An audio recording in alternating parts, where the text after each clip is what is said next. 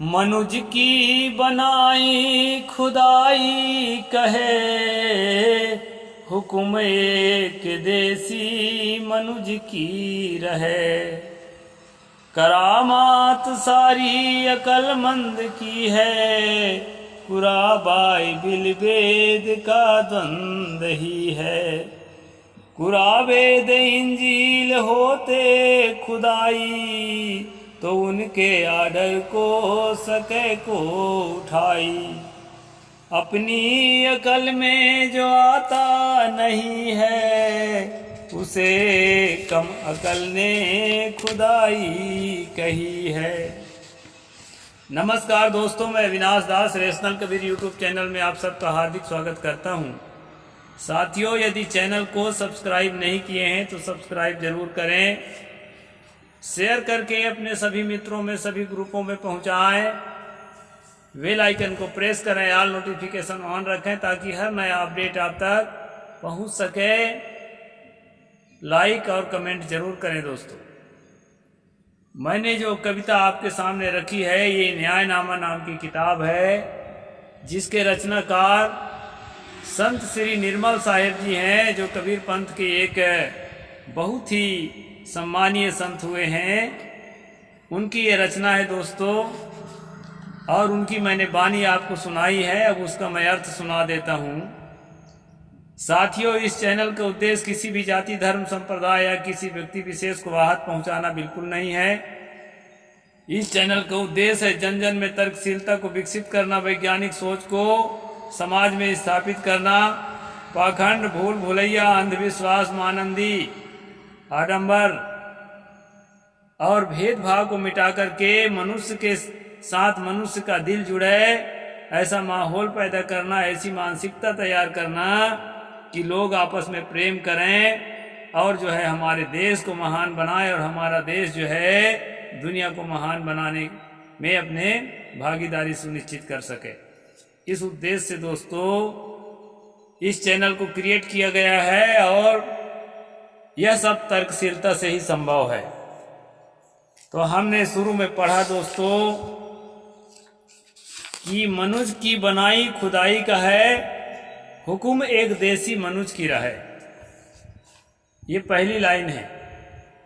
इसमें साहिब जी ने लिखा है कि इंसान की बनाई हुई संरचनाओं को और इंसान के द्वारा लिखी गई किताबों को बदमाश लोगों ने क्या कहा कि ये परमात्मा का, ईश्वर का, खुदा का लिखा हुआ है। या हमारे देहातों में तो कहते हैं मूर्तियां जहां मिलती है, विष्णु का मूर्ति, शिव का मूर्ति या दुर्गा, काली, गणेश का मूर्ति, तो कहते हैं कि भगवान यहाँ पर पखान हो गए। पखान हो गए मतलब पत्थर के रूप में तब्दील हो गए और अंतर ध्यान हो गए, मतलब अपना शरीर वहीं छोड़ गए, अंतर ध्यान हो गए, फिर दूसरे जगह नया शरीर धर लेते हैं। तो स्वयं भगवान जो है पत्थर हो जाते हैं। ये भगवान की है, ये मनुष्य की बनाई नहीं है। ऐसा करके पुराने मूर्तियों के दोस्तों गांव देहात के लोगों को बुद्धू बनाने को प्रयोग करते हैं, पुरोहित वर्ग के लोग।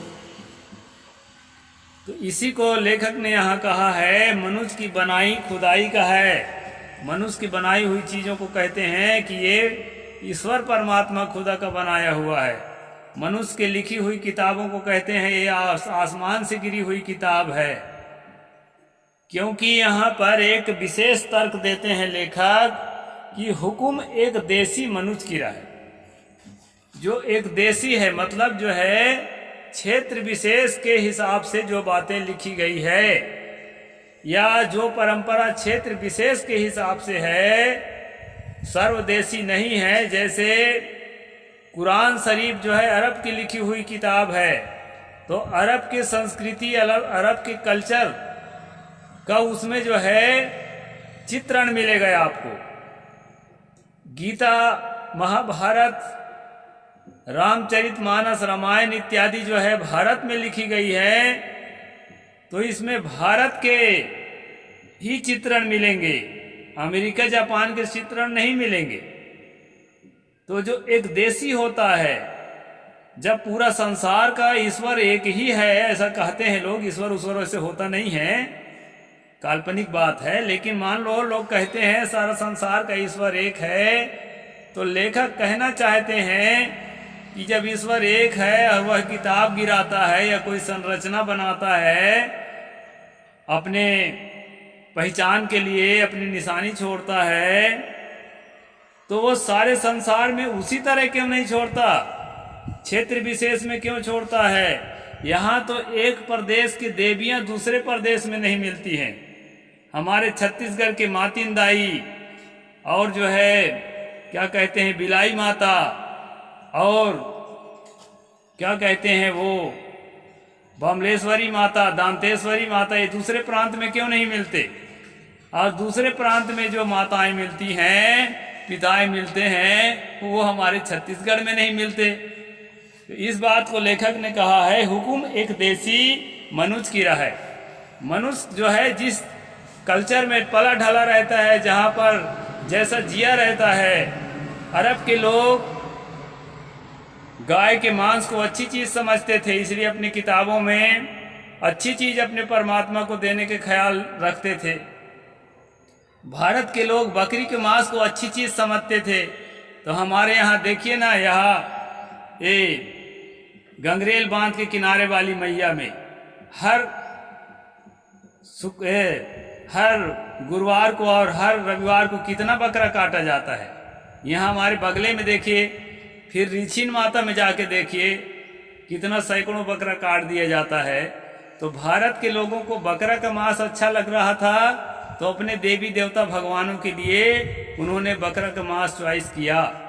यहाँ पर लेखक कहते हैं एक देसी जो हुक्म है वो मनुष्य की है। मनुष्य जिस कल्चर में जीता है उस कल्चर के हिसाब से सोचता है। ये बड़ी गहरी बात है दोस्तों, लेखक ने बड़ी अच्छी चीज लिखा है, गहराई से समझना।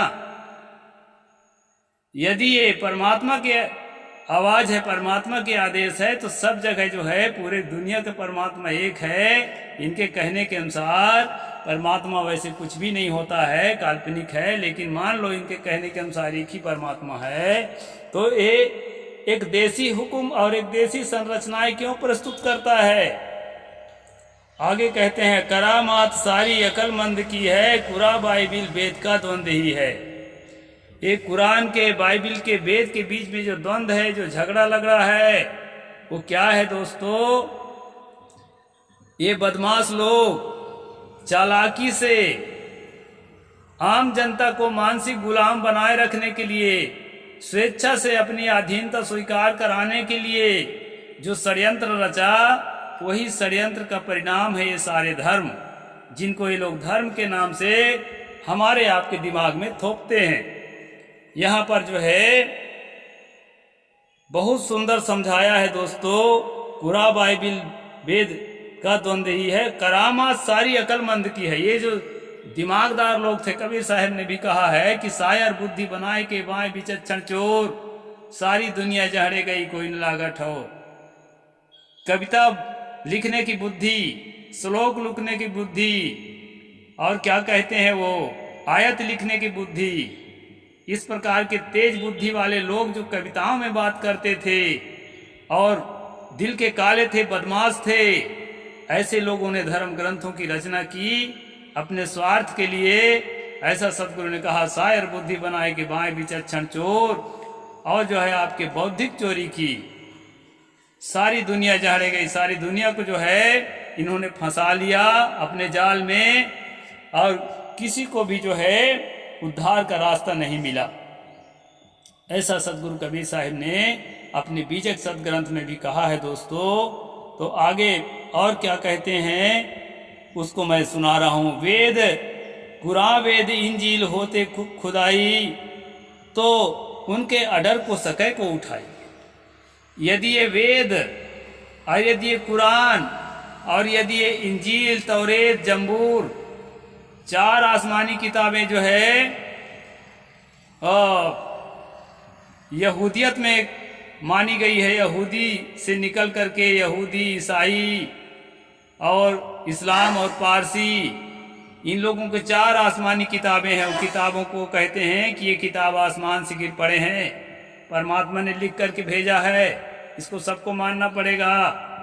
तो इस प्रकार दोस्तों यहाँ पर बताया है, कुरान, भारत में वेद और वेद से संबंधित तमाम तरह के शास्त्र, उपनिषद और पुराण, ये सारी किताबें जो है यहाँ पर लेखक ने बताया है कि अगर ये खुदा के रचना होते, संसार का मालिक जो है, ईश्वर जो है, उसकी रचना होते तो क्या होता दोस्तों? उनके आर्डर को कौन भला मिटा सकता? यहाँ तो कुरान के आर्डर भारत में नहीं चल सकता है। मुट्ठी भर मुसलमान है, वही लोग चला सकते हैं, बाकी लोग तो कुरान के आर्डर को नहीं मानेंगे, न तो गाय का बलि चढ़ाएंगे और न तो 5 वक्त नमाज पढ़ेंगे। वो लोग तो कहते हैं कि जय श्री राम, जय हर हर भोले बोलेंगे, हम लोग ऐसा तो नहीं करेंगे, ये कहेंगे। इसी तरह अरब में तो इतना सख्त पाबंदी है कि जब तक मुस्लिम ना हो जाएंगे आपको काबा में जाने नहीं दिया जाएगा। काबा में प्रवेश तक वर्जित है गैर मुस्लिम का। तो दोस्तों, आपके वेद को, आपके देवता को, आपके शास्त्र को, आपके पुराण को क्या मानते हैं? वो 2 कौड़ी का मानते हैं। तभी तो इन चीजों को मानने वाले को वो अपने धर्म स्थान में घुसने नहीं देते। इसी तरह से ईसाइयत में भी आपके राम, कृष्ण, शंकर और क्या क्या आप मानते हैं, इसको शैतान माना जाता है, और अपने ईसा मसीह को भगवान मानते हैं। तो अगर एक ही ईश्वर के आदेश से सारे धर्म ग्रंथ बने हैं तो इतना सारा मतभेद क्यों होता है? क्या अपने बच्चों को लड़ाना चाहता है आपका ईश्वर? इतना भी नहीं सोच पाते। इसलिए दोस्तों, ये सारी किताबें और ये सारी संरचनाएं जो बनाए गए हैं चर्च के रूप में, मस्जिद के रूप में, मंदिर के रूप में और क्या क्या चीज़ों के रूप में जो बनाए गए हैं, ये सब जो है नकल है और सब जो है बदमाशों की रचनाएं हैं। लोगों को मानसिक गुलाम बनाए रखने के लिए आम जनता को ये जो है साजिश रची गई है और हमारे पुरखों के दिलो दिमाग में थोप दिया गया है कि बेटा यही धर्म है, इसी को मानोगे तो तुम्हारा कल्याण होगा और इसी को मानोगे तो तुमको मरने के बाद स्वर्ग मिलेगा। इस प्रकार से दोस्तों यहाँ लेखक ने हमें समझाया है। आगे कहते हैं, अपनी अकल में जो आता नहीं है उसे कम अकल ने खुदाई कही है। कोई घटना घटती है या कोई चीज हमारे सामने है और उसको जब हम समझ नहीं पाते हैं तो क्या कहते हैं दोस्तों कि तेरे लीला का ना पाया कोई पार, की लीला तेरी तू ही जाने। कि हे परमात्मा, हे ईश्वर, तेरी ये रचना जो ये संसार है, ये चांद है, ये सूरज है, ये धरती है, ये मिट्टी पानी आग हवा है, ये चलते फिरते प्राणी समुदाय और वृक्ष वनस्पति हैं, तेरी जो रचना है, इसकी जो लीला है, अब तेरी लीला है ये सारी रचना, और इसका कौन पार पाएगा? इसको तू ही समझ सकता है, हम तो अल्पज्ञ हैं, हमारे समझ में कुछ भी नहीं आता। ऐसा करके दोस्तों, जो चिंतनशील नहीं है, जो वैज्ञानिक सोच के नहीं हैं, जो प्रकृति के रहस्यों को समझने का प्रयास नहीं करते, ऐसे मूर्ख जो प्राणी होते हैं वो ऐसे ईश्वर के ऊपर सारी बात थोप देते हैं। अपनी समझ, अपनी अकल में जो आता नहीं है उसे कम अकल ने, कम अकल का मतलब होता है मंद बुद्धि का आदमी ने खुदाई कही है, उसको ये मान लिया कि ये परमात्मा के देन है। यहाँ जब किताबों में लिखा हुआ मिलता है कि राम के साथ एक बहुत ही योग और कुशल और बहुत ही वफादार बंदर था हनुमान नाम का, उसने सूर्य को खा लिया था, तो हमको लगता है कि भाई कि तेरे लीला का ना पाया कोई पार, लीला तेरी तू ही जाने। ये तो देवता का काम है, भगवान का काम है, उनसे कैसे नहीं हो जाएगा। लेकिन जो वैज्ञानिक सोच का आदमी है वो जानता अच्छी तरह से कि ऐसा नहीं होता है। पृथ्वी से 13 लाख गुना बड़ा जो सूर्य है उसको भला पृथ्वी का एक बंदर कैसे खा जाएगा। इसलिए दोस्तों ये तो उदाहरण दिया मैं, हजारों इस तरह की कहानी बेसिर पैर के आपको मिलेंगे। तो अपनी अकल में जो नहीं आता, किताब की बातें अपने समझ में नहीं आती, तो कह रहे ये तो परमात्मा की बात है रे भाई, देवता की बात है, ऐसा करके जो है देवता के ऊपर, ईश्वर के ऊपर थोप दिया जाता है दोस्तों। और ईश्वर के ऊपर थोपने से वैज्ञानिक बुद्धि का विकास नहीं होता है, तर्कशीलता का विकास नहीं होता है। तर्कशीलता को विकसित करने के लिए, वैज्ञानिक सोच को विकसित करने के लिए जो घटना घटती है, जो चीज हमारे सामने उपस्थित होती है, उसके और पीछे जाएंगे, उसके कारणों को खोजेंगे, तब समझ में आएगा दोस्तों बिना कारण का कार्य नहीं होता है। और यही कारण कार्य की व्यवस्था का ज्ञान सतगुरु कबीर साहब ने समाज को दिया है। तो कारण कार्य की व्यवस्था को जाने बिना कारण का कार्य नहीं होता, और बेतुका चमत्कार नहीं होता, और किसी के महिमा से कुछ नहीं होता। इसलिए विज्ञान के रहस्यों को, प्रकृति के रहस्यों को समझने के लिए दोस्तों वैज्ञानिक सोच की जरूरत है। और वैज्ञानिक सोच को विकसित करने के लिए rational Kabir YouTube channel create किया गया है। इस चैनल के साथ साथ चलें दोस्तों, और अपने बाल बच्चों को भी रेशनलिटी का, रेशनलिज्म का, तर्कशीलता का जो संस्कार है उनके अंदर क्रिएट करें। यही हमारा उद्देश्य है। साहेब बंदगी। जय जोहार, जय भीम, जय भारत।